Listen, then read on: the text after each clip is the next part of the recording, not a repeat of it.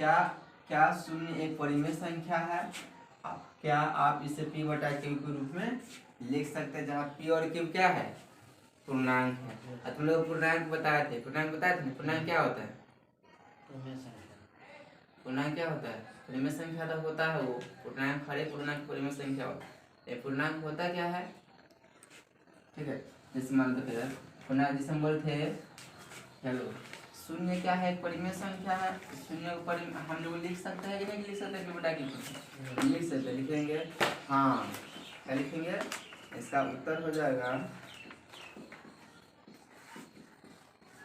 हाँ, शून्य को। किसको? शून्य को।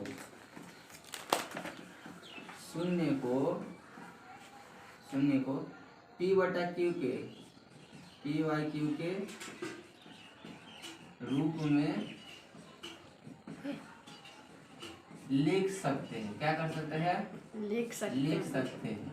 ठीक है, जैसे देखो, जैसे 0/2 हो जाएगा, 0/5 हो जाएगा, 0/7 हो जाएगा। इसको ऐसे तो लिख सकते हैं कि नहीं लिख सकते हैं? इस तरह डॉट डॉट डॉट डॉट बहुत बहुत हो जाएगा, इत्यादि अनेक लिख सकते हैं।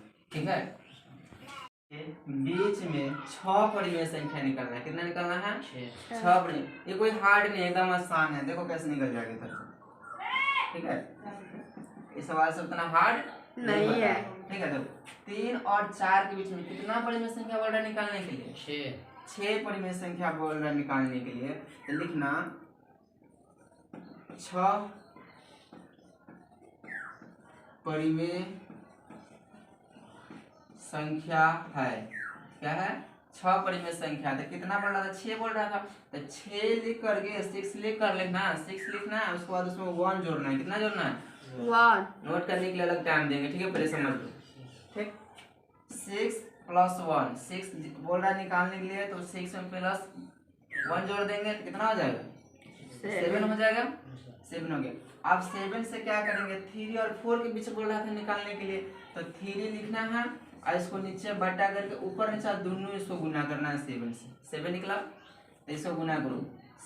3 में 7 से मल्टीप्लाई करेंगे तो कितना होगा? 3 से मिल जाए 3 सते 21 हो गया। अब बटा 7 है तो 7 लिख देंगे। समझ में? आप देखो 4 था तो फिर 4 को तो इससे करेंगे, 7 से गुना करेंगे और 7 से भाग देंगे। जितना निकल 6 में 1 जोड़े तो 7 हो गया। 7 से ऊपर नीचे गुना और भाग दोनों की, क्योंकि 7 से 60 कट जाएगा तो फिर 4 है ना बच गया रहेगा। 4 तो वही है ऑटोमेटिक, इसलिए दोनों में तो 7 चौक, इसमें आप इसमें गुना करो। 7 चौक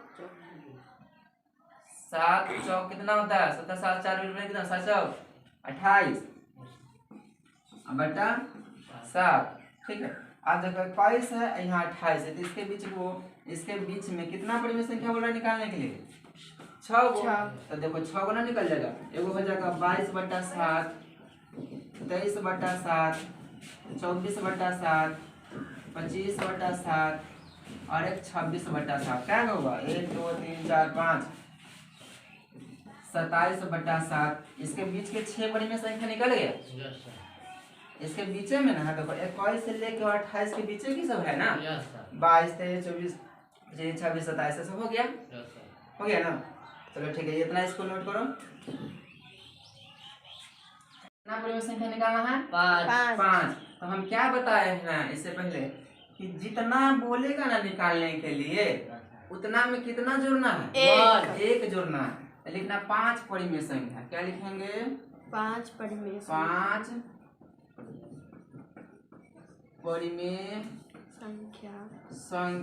है। तो 5 परिमेय संख्या है। कहाँ है? देखो तो ऐसे कर, तो 5 और प्लस कितना? 1 बराबर कितना हो जाएगा? 6 हो गया। 5 का जोड़ एगो कैगो? 6 गो हो गया। आप देखो बोले थे कि जितना आएगा उससे पहला वाला में क्या करेंगे? 3 बटा 5 है, तो इसमें क्या करेंगे? पहले तो 6 आए तो 6 से गुना करेंगे और 6 से क्या करेंगे? भागो देंगे ना, ऊपर नीचे दोनों ना करेंगे, है ना? तब कितना हो जाएगा? 6 3 6 18, 6 18 होगा और 6 5 30। ये हो गया एगो आ गया। अब देखो दूसरा कौन बचा है 4/5, तो जब उसमें भी भाग देंगे और नीचे भी गुना कर देंगे, भाग भी देंगे 6 से, गुना भी करेंगे ना, तो कितना हो जाए बताओ, 6 चौक 24 और 6 पंचे 30। अब देखो 18 और 24 कितना है, ऊपर 18 है नीचे 24 है, दोनों का हर तो सेम है ना। तो 18 और 24 के बीच में कितना निकालना है, 5 निकालना है। तो देखो 18 के बाद क्या आता है, 19/30 होगा, 20/30 होगा, 21/30, 22/30 और 23/30। क्या हुआ, 1 2 3 4 5 वो निकल गया। यही इसका आंसर है, ठीक है, नोट करो। इसे बोला दिए गए कथन सत्य है या असत्य है, कारण के साथ उत्तर देना है, ठीक है। पहला क्वेश्चन है, प्रत्येक प्राकृत संख्या एक पूर्ण संख्या होती है, ये बात सही है कि गलत है। पर प्राकृत संख्या क्या होता है, गिनती की सारी संख्या को क्या कहते हैं, प्राकृत संख्या कहते हैं। तो गिनती कहाँ से शुरू होता है, 1 से शुरू होता है, तो 1 से लेके एकदम इन्फिनिटिव अनंत तक ले जाता है, तो ये हो गया, ठीक है। और पूर्ण संख्या कहाँ से शुरू होता है, तो पूर्ण संख्या 0 से शुरू होता है। तो बताओ प्राकृत संख्या जितना है पूर्ण संख्या में आता है कि नहीं आता है, आता है। तो हम क्या लिख सकते हैं ना कि हाँ प्रत्येक प्राकृत संख्या पूर्ण संख्या होता है कि यहाँ लिखो, इसका उत्तर हो जाएगा हाँ, क्या हो जाएगा, हाँ प्रत्येक प्राकृत संख्या एक पूर्ण संख्या होती है। अब जैसे देखो, जैसे मान लो पूर्ण संख्या 1 2 3 4 5 डॉट डॉट डॉट इन्फिनिटी इत्यादि, इन्फिनिटी तब जाएगा इत्यादि, है ना, हो गया।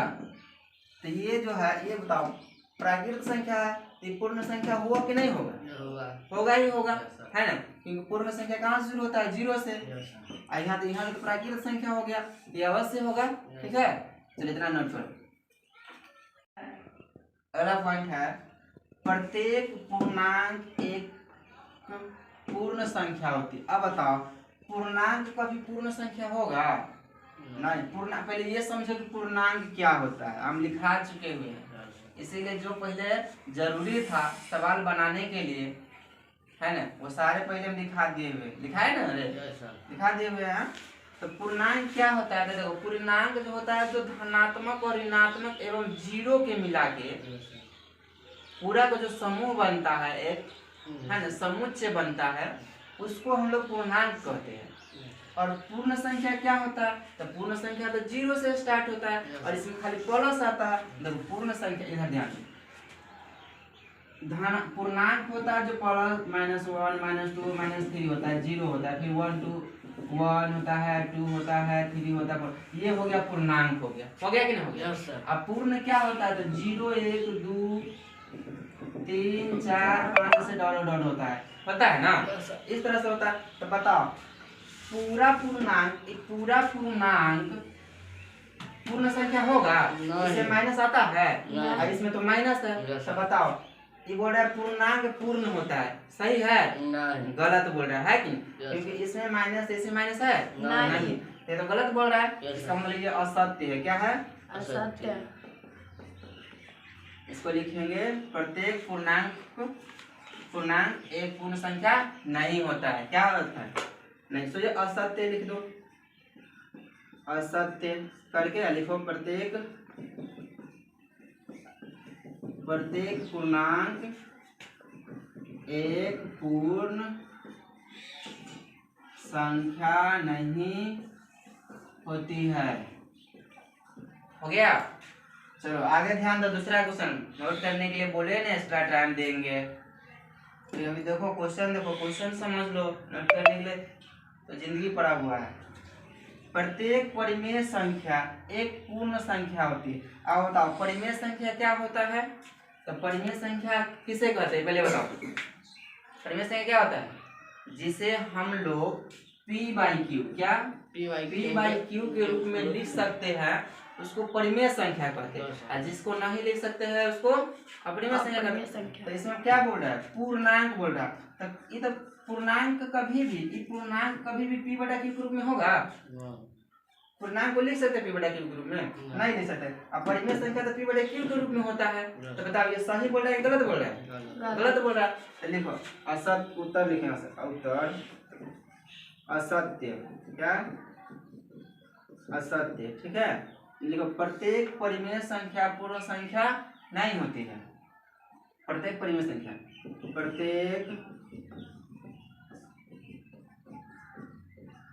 परिमेय संख्या एक पूर्ण संख्या नहीं होती है, ठीक है। इतना है।